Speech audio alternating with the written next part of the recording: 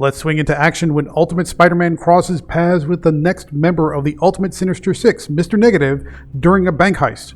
Is Spider-Man in for the fight of his life? Let's find out in Ultimate Spider-Man number 11 from Marvel Comics. See you in 3.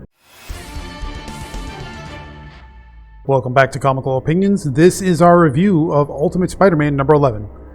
I've become increasingly critical of this series due to writer Jonathan Hickman's cavalier pace and water treading, while Marvel waits over a year in real time for the maker's return. However, Ultimate Spider-Man number 11 does make improving strides by actually having Spider-Man show up and do something super heroic. So the overarching criticisms about water treading and wasting a lot of time are still kind of valid, but at least in this issue, it isn't quite so dull. Before we dig in, let's do a quick recap. When last we left Peter Parker in Ultimate Spider-Man number 10, Peter was, to be frank, too busy playing board games with his kids. Instead, we got an issue-long story following Ben Parker and J. Jonah as they chased down the leads for a story that could blow the lid off the Maker's Council. Maybe. We're not quite sure of the details.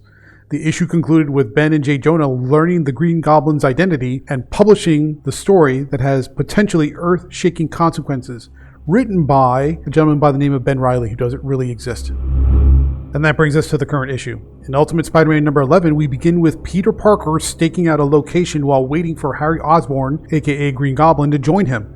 Harry fails to show up for some reason we never learn in this issue, although there's a tease at the end to indicate that there's something big going on. Spider-Man swings into action when he spots a bank robbery in progress. After Spidey delivers his classic quips and impressive use of web shooting, the bank robbers are easily subdued. However, the peace doesn't last long when Mr. Negative arrives to relieve his men. All I have to say about this opening scene is finally, Spider-Man shows up and acts like a superhero. Yes, I know it's hard to believe, and I know it's hard to believe for some readers, and it may even be hard to believe for Jonathan Hickman, but this is a superhero comic. So, eventually, at some point, Spidey's got to show up and do superhero things. His absence for multiple issues at a time is nearly unforgivable. Spidey's actions to foil the bank robbery are fairly vanilla, but it's better than nothing. In other words, the opening bank robbery scene isn't spectacular, it isn't amazing, and it isn't the ultimate, but it's still a Spider-Man fight, and we'll take what we can get. Mr. Negative introduces himself and explicitly states he intends to exact revenge for the harm done to Black Cat several issues back. The villain takes control of the minds of every patron in the bank, forcing them to swarm Spider-Man. Later, Spider-Man returns home bruised, scratched, and tattered to find MJ waiting up for him. The two have a mature conversation about Peter's new life and whether or not she and the children should be afraid.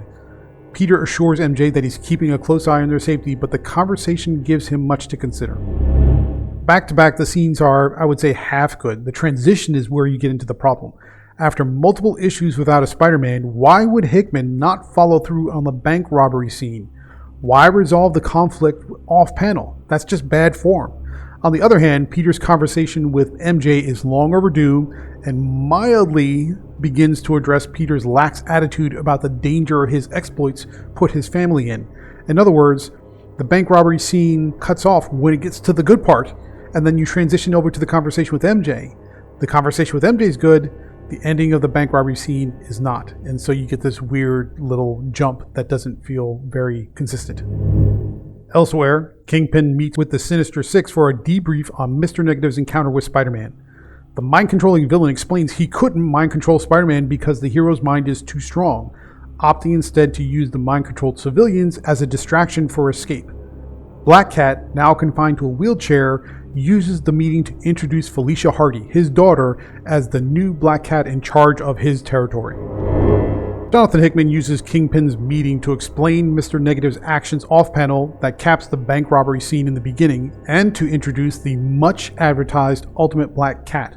The scene has a well-structured flow, but Mr. Negative's explanation for not killing Spider-Man doesn't make a lick of sense. If he's swarmed by civilians, why not just start shooting everybody? You'll kill Spider-Man and be done with it.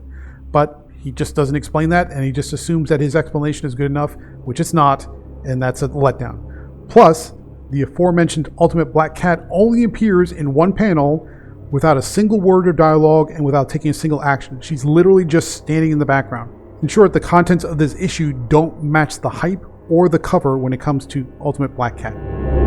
The issue ends with Peter meeting Uncle Ben at Memorial Park to commemorate Aunt May's passing, because we're just about at the anniversary. Uncle Ben revealing he knows more than Peter thinks he knows, and that's related to secret identities. You can kind of guess what we're talking about there. And an adult conversation about treasuring your loved ones while you can. And that's the issue, so let's talk about the positives and negatives, starting with what's great about Ultimate Spider-Man number 11. Something superhero related happens. I know that doesn't sound like much. I know that sounds like a very, very small positive, but in a series that's barely moved a few baby steps in months, we'll take it. Something is better than nothing. Plus, the mature conversations happening between Peter and MJ and between Peter and Uncle Ben are the kind of polished, mature writing you won't find anywhere else in Marvel. So there are bits and pieces here that work. Collectively, maybe not so much. Alright, let's move over to the negatives and what's not great about Ultimate Spider-Man number 11. The entire sequence of events involving Mr. Negative falls on a flat note when you realize the important aspect of his first meeting with Spider-Man happens off-panel. Again, this is a superhero comic. I'm not sure why we have to keep saying this. It is. It's a superhero comic. You want to see superheroes doing superhero things. Why is Jonathan Hickman trying to do everything but deliver superhero action to balance out the never-ending stream of character and world building? It doesn't make sense. It feels like he's wasting a lot of time, and that's not going to hold a reader's attention if superhero action is what they're looking for. Worse still, this issue was hyped up as the big reveal for Felicia Hardy, aka the Ultimate Black Cat. But she only shows up again in one panel and says nothing. She's literally just a piece of art in the background. The cover and the hype verge on false advertising, so Marvel would do well not to make the bait and switch marketing a habit. That didn't work out so well for DC Comics, and it's not going to work out well here. If you're going to hype up this issue as the big reveal for Felicia Hardy, you got to give her something to do, or at least say hello. Let's switch gears for a second and talk about the art. David Messina continues as the guest artist while Marco Checchetto takes time off the schedule to catch up on future issues. Checchetto comes back in December. The results, however, from Messina look pretty solid. It's pretty good. Messina's style is smooth and slick, but close enough to Checchetto's style such that the two complement each other well. You can see the difference, but it's not jarring enough to make you feel like you've picked up the wrong comic, which is the goal. Final thoughts, what do we think about Ultimate Spider-Man number 11? It somewhat, something's better than nothing, improves on the previous several issues by having Spider-Man show up and act like a superhero. I know that sounds like a backhanded compliment, but in this case, it's warranted. That said, Jonathan Hickman continues to keep the series off balance by shortchanging the action in favor of lengthy character conversations. And the big reveal of Ultimate Black Cat is surprisingly disappointing. Still, some Spider-Man, again, is better than none, and David Messina's art is solid. Therefore, Ultimate Spider-Man number 11 earns a 7.8 out of 10.